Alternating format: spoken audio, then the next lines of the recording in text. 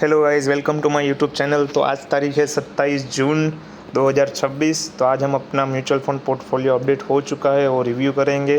कल तो जो 26 तारीख को तो छुट्टी थी स्टॉक मार्केट में, तो उसके अगले दिन का ही है कल, क्योंकि रिव्यू नहीं कर पाए थे। तो जैसे कि आप देख सकते हो, मेरा म्यूचुअल फंड पोर्टफोलियो करंटली 6,01,000 है, जिसमें से मैंने 80,000 प्रॉफिट चल रहा है और 5,21,000 मैंने इन्वेस्ट किया हुआ है।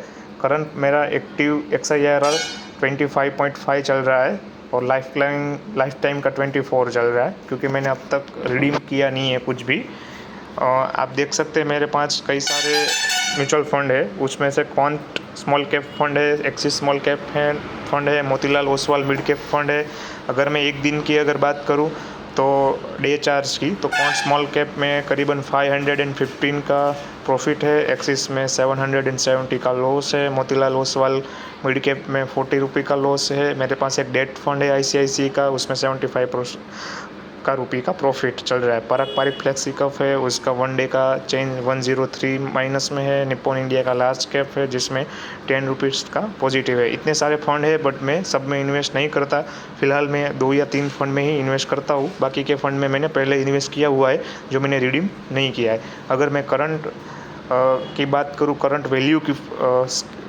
वैल्यू की, तो उसमें क्वांट स्मॉल कैप में करीबन 2,94,000 है, एक्सिस में 1,33,000 है, मोतीलाल ओसवाल मिड कैप में 60,000 के करीबन मेरा है पोर्टफोलियो। अगर मैं इन डेप्थ डिटेल में अगर जाइए तो स्प्लिट की देखें तो इक्विटी में 85% है, डेट में 14% है। डेट में 14% इसके लिए है क्योंकि मैंने करीबन 50,000 मैंने डेट में डाला हुआ है, क्योंकि उसको मैं अपॉर्चुनिटी फ़ंड बोलता हूँ। अगर मार्केट बहुत सारा माइनस में जाए तो अपने पास पैसा रहे, मैं उसमें से रिडीम करके अपने मेन पोर्टफोलियो में डाल सकूँ। इसके लिए मैंने डेट में 14% करीबन 50,000 डाला हुआ है। अगर मार्केट स्प्लिट की बात करूँ तो मेरे पास स्मॉल कैप में 58%, लार्ज कैप में 25%, मिड कैप में 15%।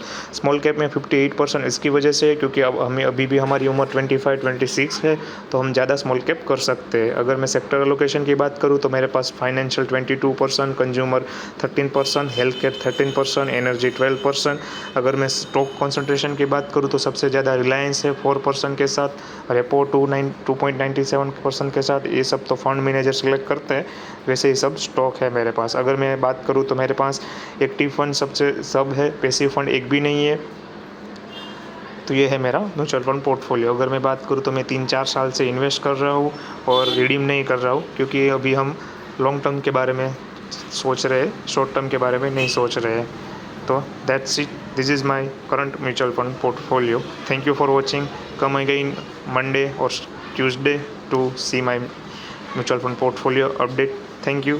Please subscribe and keep investing and keep growing. Thank you very much for the watching. Thank you.